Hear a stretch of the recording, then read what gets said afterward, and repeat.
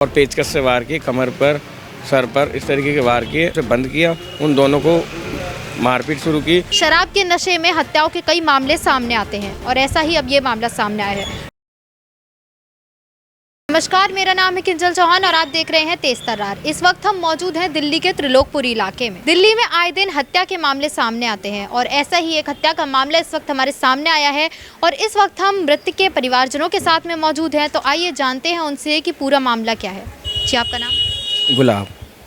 तो जिसकी मृत्यु हुई है, आप उनके कौन लगते हैं? भाई था मेरा बड़ा। तो कैसे हुआ है?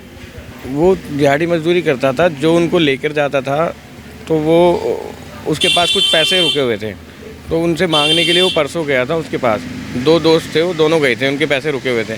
वहाँ जाने पर उन्होंने पैसे वैसे देने को आनाकानी करके उनके साथ झगड़ा किया। वो लोग वहाँ पे शराब पी रहे थे। उस कमरे में जहाँ वो बैठे थे उसे बंद किया, उन दोनों को मारपीट शुरू की और पेचकस से वार किए, कमर पर, सर पर, इस तरीके के वार किए, जिनमें से एक तो घायल था और मेरा भाई उस टाइम नॉर्मल था। दोनों को अस्पताल ले गए थे लाल बहादुर। वहाँ डॉक्टरों ने ट्रीटमेंट नहीं किया, ठीक से चेक नहीं किया, ठीक है नॉर्मल है। मेरे भाई से पूछा हमने, वो कह रहा था नॉर्मल है, कमर में थोड़ा दर्द है।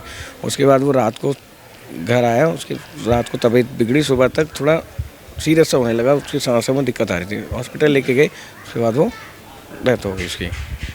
यानी अपने ही पैसे मांगने के लिए वो गए थे? हाँ, अपने पैसे मांगने गए थे। वो दिहाड़ी पे ले जाते थे, तो 3 दिन के कुछ पैसे रुके हुए थे दोनों के, तो दोनों गए थे, उन्होंने झगड़ा शुरू कर दिया उनके पैसे ना देने करके। तो क्या ये सब डॉक्टर की लापरवाही की वजह से हुआ है कि उन्होंने हॉस्पिटल वालों ने ठीक से ट्रीटमेंट नहीं किया था। मेन कारण ये भी है। झगड़ा तो था ही था, अगर वो गौर देते तो उसके अंदर की प्रॉब्लम डॉक्टर चेक करते थे तो पता लग सकती थी शायद। मतलब अगर रात में हालत बिल्कुल ठीक थी तो उन्हें बचाया जा सकता था? बचाया जा सकता था, अगर डॉक्टर उसे ठीक से देख के और भर्ती कर लेते तो बचाया जा सकता। कौन से हॉस्पिटल में थे? लाल बहादुर शास्त्री। और कौन से थाने में ये केस दर्ज हुआ? मयूर विहार था। तो जिनके साथ झगड़ा हुआ, जिन्होंने उन्हें मारा, उन लोगों के खिलाफ कोई एफआईआर वगैरह दर्ज? वो पकड़ लिए गए हैं, अभी फिलहाल जेल पहुंचा दिया उन्हें आज दोपहर को।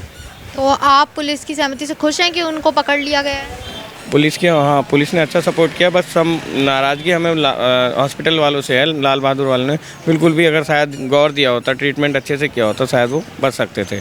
तो आपकी उनके लिए कोई राय की प्रशासन से आप कुछ मदद मांगते हैं? प्रशासन से कोई मदद नहीं, जो उन्होंने किया है उसके हिसाब से जो उसकी सज़ा बनती है वो उन्हें दी जाए। मतलब आप क्या चाहते हैं कि क्या सज़ा दी जाए हत्यारों को?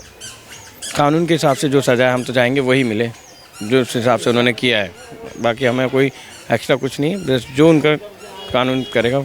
तो घर में और कौन कौन मौजूद होता है? माता पिता सब हैं? मम्मी पापा सब हैं, उनकी वाइफ है, बच्चा भी है। वो घर के बड़े बेटे थे?